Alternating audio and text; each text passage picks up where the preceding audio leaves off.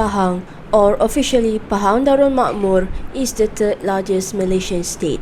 It is geographically located in the east coast region of the peninsular Malaysia.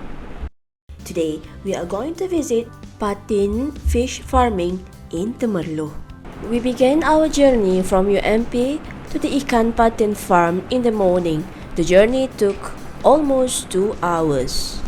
Pahang is not only rich with biodiversity, unique flora and fauna, and with the world's oldest rainforest, but also rich with delicious local cuisine and culture. When we arrived, we have been surrounded with nature, fresh air, and accompanied with the sound of crickets.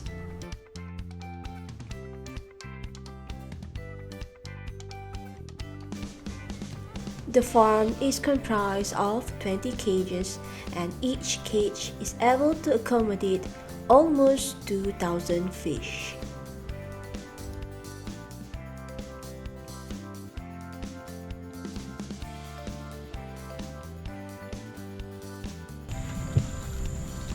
The farm is made from irons, wood, net, and also drums. To feed the fish, the workers just need to throw the feed into the cage. Patin fish is freshwater fish that live in rivers or mining sites. The wild patin fish has high commercial value. Typical patin fish that can be found in Malaysia is in the cage farming.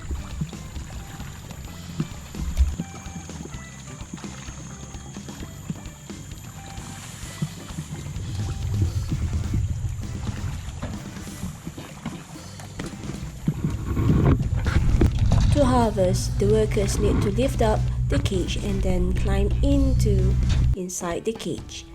The fish can be caught by hands or fishing net. Usually, the fish can be harvested after 5 months.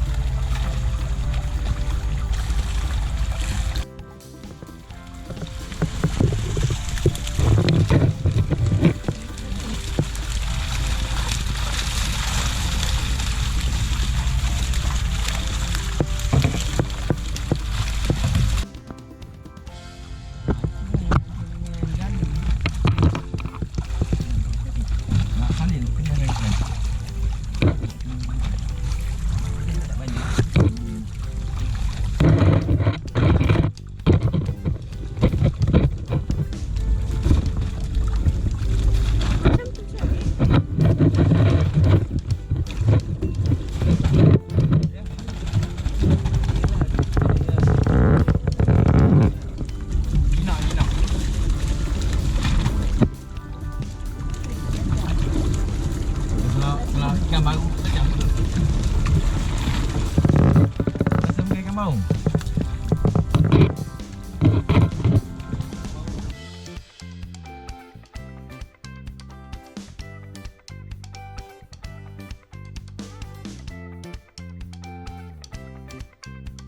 We are glad to have Datuk Rozwan bin Zaba as the owner of the Patin Fish Farming, and therefore we ask few questions to him about the patin fish.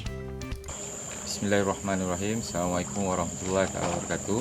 Untuk maklumat, peternakan ikan patin sangka dan juga tilapia di pesisiran Sungai Pahang, daripada Lipis hingga ke Pekan, yang memang popular seluruh Malaysia, malah kita pun ada hantar ke luar negara.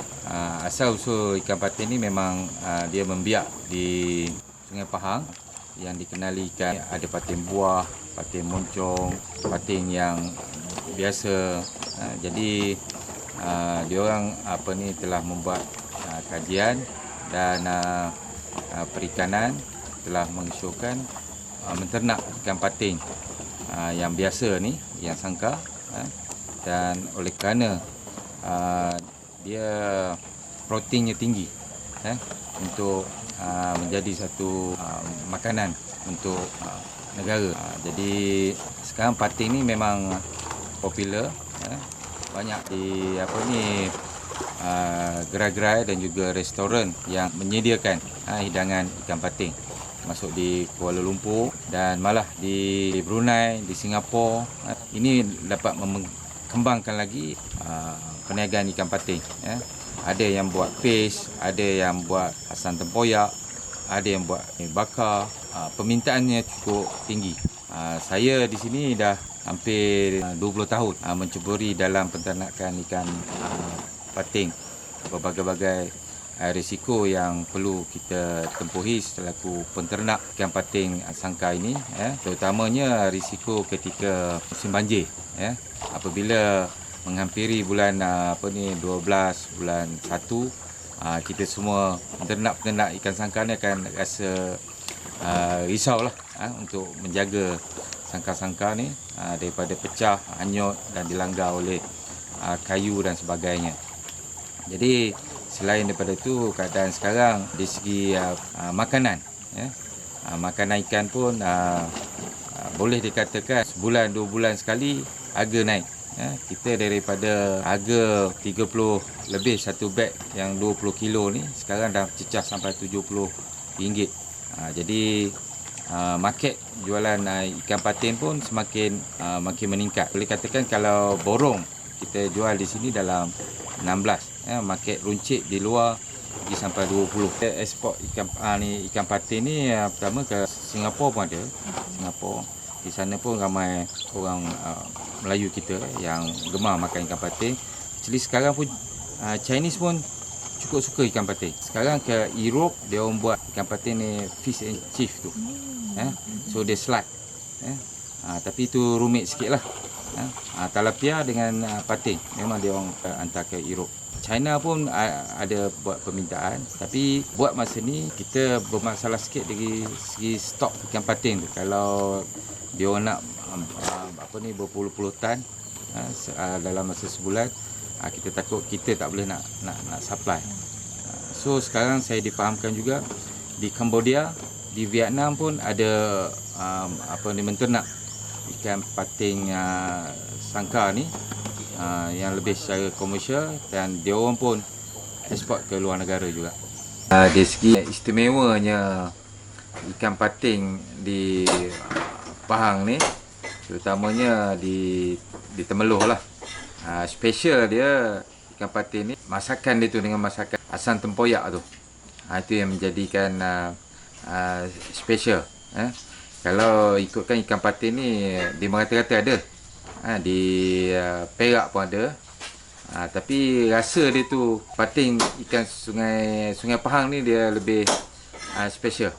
Itu kita kena buat kajian kenapa air sungai Pahang ni dia special untuk ikan patin. Rasa dia yang enak, lembut, mempunyai protein yang tinggi.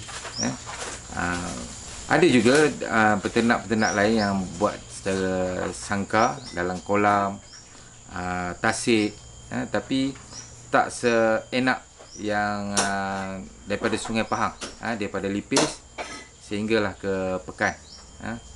Sekarang dah memang jadi satu sumber pendapatan kepada peternak-peternak ataupun orang kampung di pinggiran Sungai Pahang.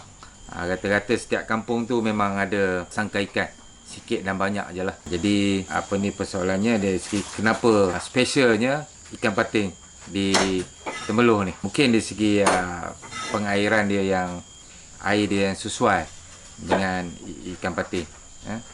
Mana-mana pergi pun kalau ini dari segi teori yang tidak sahih.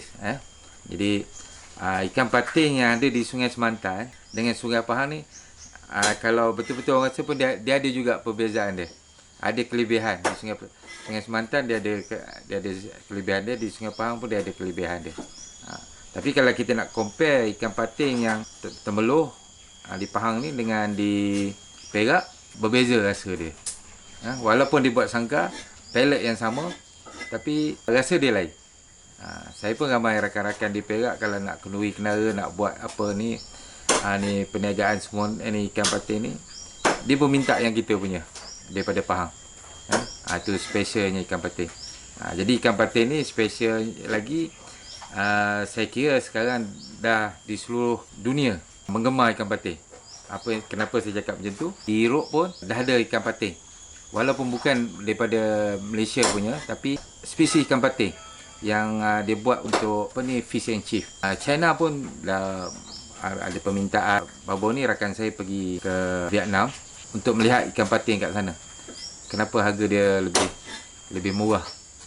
Memang sama dengan patin kita di Temeloh di Pahang ni, tapi dari segi harga dia lebih murah lah. Costing dia dari segi pemakanan dia murah, nak compare dengan kita lah.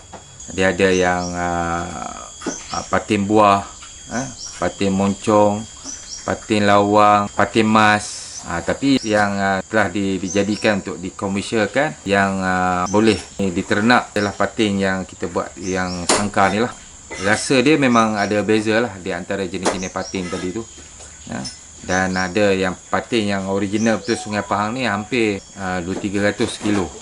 Yang patin yang kita bela dalam sangkar ni asalnya dulu RM10, sekarang dah pergi cecah sampai RM20 lah sekilo. Itu impact daripada makanan lah. Jadi itulah specialnya di Sungai Pahang ni banyak jenis patin. Jadi yang telah dikomersialkan adalah patin yang sangkar lah, patin biasa. Kerana dia boleh harvest 5 bulan dah boleh harvest. Depend pada makanan. Kalau kita bagi cukup makanan, 5 bulan tu dah boleh 1 kilo lah boleh harvest. Dan alhamdulillah juga kerajaan negeri Pahang dan juga pihak perikanan sentiasa membantu dari segi subsidi, dari segi juga kadang bila ada bencana. Actually di baru-baru ni di Parlimen Kuala Kerang, bila banjir yang melibatkan kerosakan sangkar-sangkar ikan.